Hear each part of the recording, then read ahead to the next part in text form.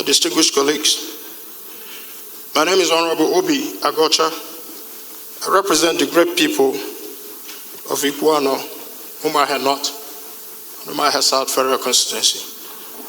Mr. Speaker, since the President's letter concerns proclamation, Mr. Speaker, the constitutional procedures that must be followed as enshrined in Section 305, subsection 6B, that says for us to consider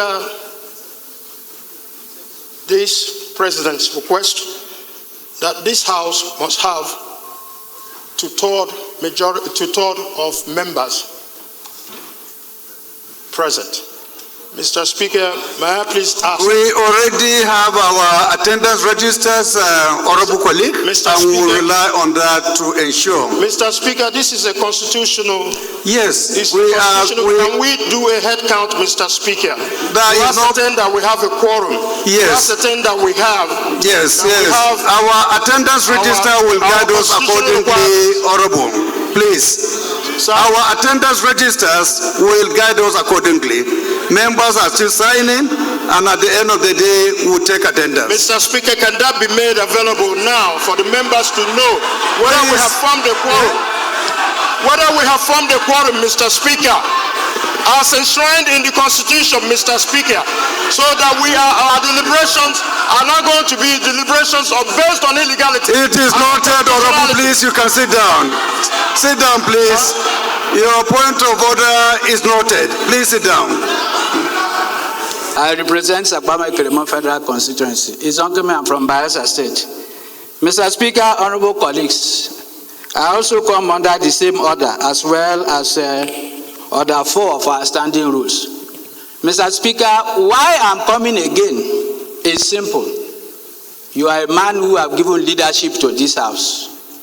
You have led us well, even in times that there are bills that were very challenging to the nation and to this country. You have shown, and your leadership has made Nigerians to have confidence in this House. Mr. Speaker, the issue we are debating right now in second reading is a constitutional matter, and Constitution has prescribed what to do, Mr. Speaker. It is in the integrity and interest of this House, Mr. Speaker, for you to announce the quorum as we are seated, so that Nigerians will know that we are not circumventing the Constitution. So, Mr. Speaker, honorable colleagues, this is not about either supporting or opposing what Mr. President has said, but because of your impeccable leadership, the kind of leadership you have given to us in this House, and the kind of leadership that Nigerians have come to believe in, Mr. Speaker, it is good enough, and I urge you that we comply strictly with the Constitution by first transparently announcing the quorum as it is now for us to go into this debate. I so move, Mr. Speaker. Thank you for the opportunity. I want to assure you, we will not do anything that will undermine the Constitution of the Federal Republic of Nigeria.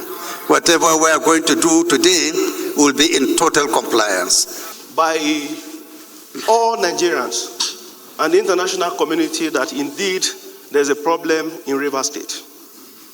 Mr. Speaker, it has also been established before this Parliament through the letter that you just read that a state of emergency was declared by Mr. President, and that is already in force in Rivers State.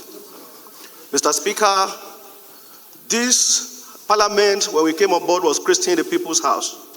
And one of our major achievements in this House has always been to provide solutions to problems as far as the country is concerned. We are all aware of the doughty challenges that face us today, the state of our democracy, and we are here as a people, as representative of Nigerians, to provide solutions and to ensure that our democracy works for the people of our country. Mr. Speaker, it is in that vein that I want to make a recommendation to what Mr. President has sent to us. Yes, it would have been good for every one of us to behave the way we wanted to do. But because of our collective interests and the way we have buried our personal sentiment to work for Nigerians, we have said we'll work in line with the Constitution and to work with the tools that are available to us towards building a greater Nigeria. Mr. Speaker, it is in that respect that I want to say that the recommendations made in the proclamation by Mr. President, that in the wisdom of this House, that we play with it in a way and manner that it will help to build our democracy and make Nigeria a better place.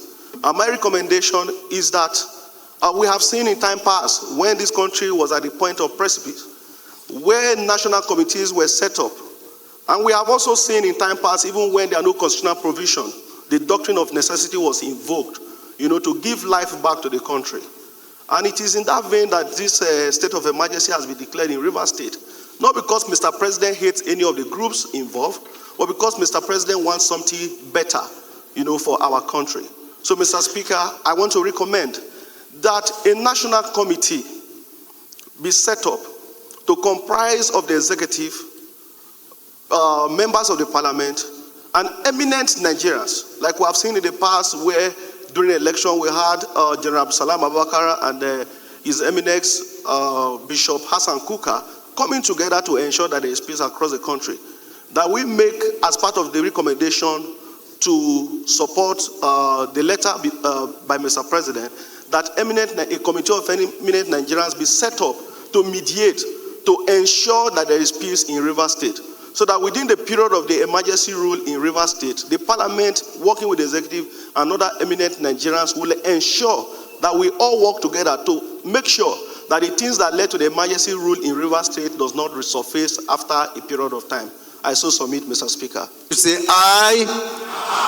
Those against you say nay. There is have it. Amendment. It's an amendment now. But we need to get support of people to say they are in support of the amendment. Thank you. So those who say this, the ayes have it. Further amendment. Now, Further amendment.